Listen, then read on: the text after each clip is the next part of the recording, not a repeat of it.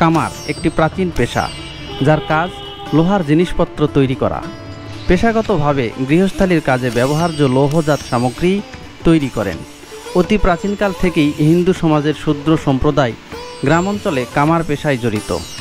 আগেকার দিনে অধিকাংশ ঘরবাড়ি এবং কৃষি যন্ত্রপাতি কামারদের দ্বারা তৈরি হতো। তাদের প্রস্তুতকৃত গৃহ এবং কৃষি সামগ্রীর মধ্যে দা, কোদাল, কুড়াল, শাবল, বটি, ছুরি, নাঙলের ফলা, কাস্তে, নিড়ানি, খুন্তি ইত্যাদি।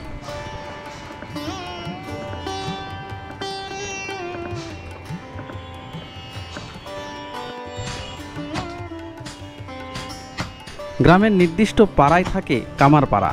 লোহার কারিগরদের লোহা দিয়ে নানা দ্রব্য সামগ্রী বানানো, লোহা পেটানোর কর্কশ শব্দ, পোড়া গন্ধ, পোড়া লোহা থেকে বিচ্ছুরিত আগুনের স্ফুলিঙ্গই কামার পাড়ার সাধারণ দৃশ্যছবি।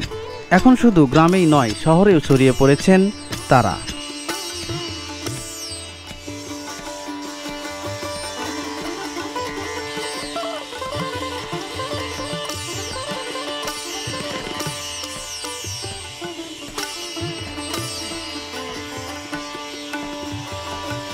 অতীতে কৃষিকাজ শুরু হওয়ার সঙ্গে সঙ্গেই বঙ্গভূমিতে কামার পেশার উৎপত্তি ঘটে।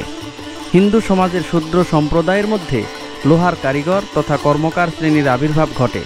প্রচলিত লোককাহিনী মতে কোনো এক শূদ্র মহিলার সঙ্গে দেবশিল্পী বিশ্বকর্মার প্রণয় থেকে কর্মকার বা কামারের জন্ম হয়।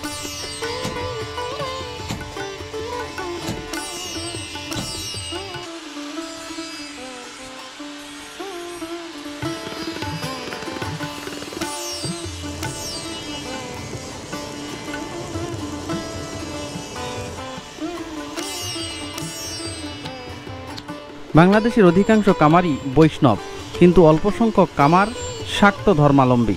তাদের প্রিয় দেবতা বিশ্বকর্মা, যাকে ভাদ্র মাসের শেষ দিনে মিষ্টান্ন, চিরা, গুড়, ফলমূল, চন্দনের রস বা বাটা গঙ্গাজল, কাপড় ও রূপলঙ্কার দিয়ে পূজা অর্চনা করা হয়।